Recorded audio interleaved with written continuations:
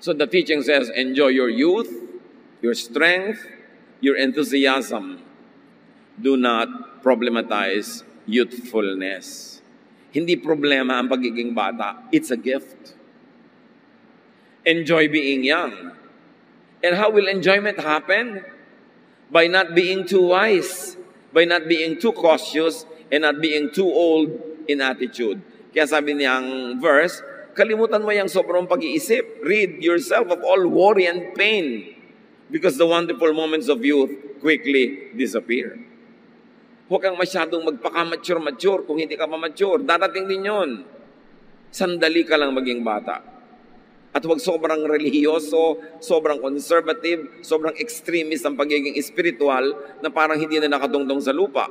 Ecclesiastes 7:16, do not be over-righteous, neither be over-wise. Why destroy yourself? Can you imagine this wisdom in Scripture that we seldom encounter? Halos sa ikubli ng mga conservative sa mga mananampalataya yan. Sabi ni Solomon, huwag kang masyadong banal. Huwag kang masyadong matalino. Hindi ka mag-e-enjoy sa buhay. Sisirain mo ang iyong sarili. Pag extremist ka, perfectionist, legalistic, hindi ka mag-e-enjoy at walang mag-e-enjoy na kasama ka. Sasakalin mo lahat ng tao, pipigilin mo sila, sisikilin mo sila, nakabaligtaran ng intensyon ng Diyos na lumikha sa atin. So do not be extremely religious or spiritual. In fact, anything extreme is bad. Kahit extreme na kabaitan, extreme na kabutihan, mga extreme, wala nang balance. Ecclesiastes 7:18, whoever fears God will avoid all extremes. Hindi virtue, hindi katangian na maging extremely conservative. Ano ba yung conservative? Ano ba yung mahilig halimbawa sa classical music? Yung classical music ngayon, pop music yun 100 years ago. So kung conservative ka, ayaw mo nung modern, pero yung niyayakap mong conservative idea, nung isinilang yun nung unang panahon, modern din yun nun. Dapat yun naiisip ng tao. The teaching says, old age and physical weakness and death will surely come. Do what you want. Do what you can before you die. Siyempre may hangganan hanggang ang ginagawa mo hindi nakakasama sa iba, hindi mo ninanakaw, hindi mo inaagaw, hindi nakakasira sa iyo at sa kapwa. Do it. May listahan na ba kayo katulad ng iba? Places to visit before I die, restaurants to visit before I die, food to eat before I die, skills to know and master before I die. Kasi sabi ni Solomon, mamamatay kayong lahat, tayong lahat. Mahirap naman yung kung kailan ka naghihingalo, nag-aagaw buhay, doon ka pa nagsisisi kasi wala ka pang nagawa. Napaka-importante na ang buhay dito sa lupa is not all about just saving and collecting heavenly points in eternity. Hindi ka inilagay ng Diyos dito sa lupa para wala ka nalang isipin kundi langit. Kasi kung gusto niyang nasa langit ang utak mo, dadaling ka na niya doon.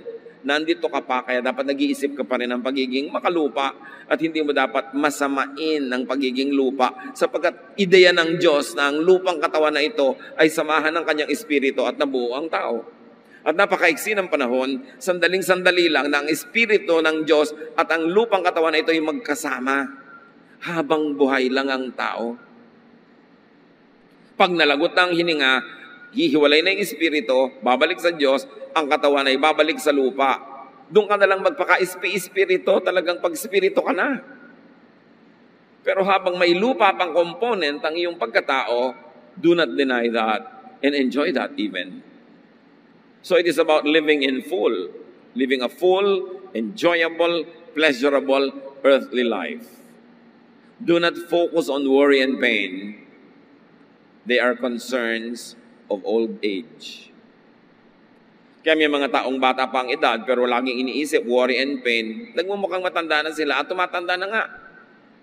Pero may mga matatanda ang edad, pero youthful ang attitude, cheerful sa buhay, naghahanap lagi ng fun, ng happiness, ng enjoyment. So nade-delay ang itsura ng pagtanda nila at masigla pa sila sa buhay. Pare-pareho lang buhay pero iba-iba ang quality of life. Do not over-mature prematurely. Do not fast forward old age because you have all the time in the world to be old. Do not rob children of their childhood. Do not rob the youth of their youthfulness. Hindi yung mga bata, gusto mo walang kakibo-kibo na parang matatandang paralyzed. Siyempre, mga bata, malilikot yan, may konting ingay, pero may hangganan, natural, yung hindi na sila nakakaabala ng iba. Siyempre, mga young people, tawanan, masasaya, tapos pipigilid mo, puro shh, shh, shh. Lalo ang kasama mo, mga manang. Ang bata-bata mo, gustong kilos matanda ka, wala yun sa lugar. Bakit yung aagahan ng pagtanda? May mga magulang tuwang-tuwa, yung anak nila 11 years old, tapos na ng abugasya. Gusto mo talaga yon? Yung anak mo dapat grade 1 pa lang, grade 10 na ngayon. Anak ko po, na-advance na naman. Siguro, bakit hindi mo patayin ngayon? Dahil mamamatay din yan eh. Advance mo na rin. Hindi mo hayaan maging bata. Yung mga iba kasi mga magulang, sobrang gusto ipagyabang yung mga pag-accelerate ng mga anak nila. But don't you know na pag sobra sila na-accelerate, naaagawan sila ng kamusmusan? Sa halip na simple pala yung pinag-aaralan nila sa school, may mga konting laro, konting tulog, nagkakalculus na, gusto niya talaga yon. Anong mapapala niya sa buhay? Kahit matantad na mga diploma yung dingding niya, pero sumaya ba yung tao? Nabuhay ba siya ng buo? O puro na lang yun ang ibig sabihin ng kanyang buhay? God will judge you for how you spent your life. And judgment is also about, did you do good to yourself? Did you enjoy your youth, your life? Kasama yon. Hindi lang laging nagbigay ka ba ng pagkain sa mga gutom? Nag-ayuno ka ba? Naglingkod ka ba sa sangkatauhan? Hindi lang yon, although kasama yon. Pero meron ding, did you do good to yourself? Kasi ang sabi ni Jesus, love others as you love yourself. In other words, with the amount of love you love yourself, then you love others. Huwag mo lang sobrang, sarili mo lang yung love mo, yung iba hindi na. Pero hindi rin yung baligtad na, iba lang ang love mo, tapos sarili mo hindi na.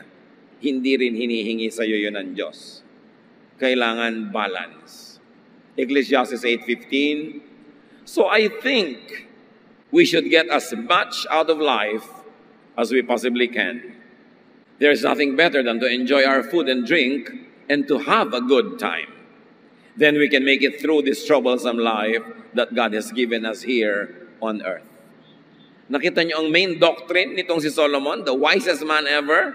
You've got to enjoy life. Get the most out of life. Pigain mo ang lahat ng mapipiga mong ligaya para maximum ang iyong kasiyahan. Yun ang kalooban ng Diyos na lumikha. Hindi tayo nilikha ng Diyos para gutumin, para parusahan, para pagtiisin at pagdusahin, na siyang misrepresentation ng ginagawa ng maraming conservative people. They paint a wrong picture of God. They make a wrong image of God. A God who is unloving, unkind, unaccepting. A God who is always angry, and a God that has always have to be appeased. But that is not the picture of God that Jesus paints. That is not the picture of God that Solomon paints.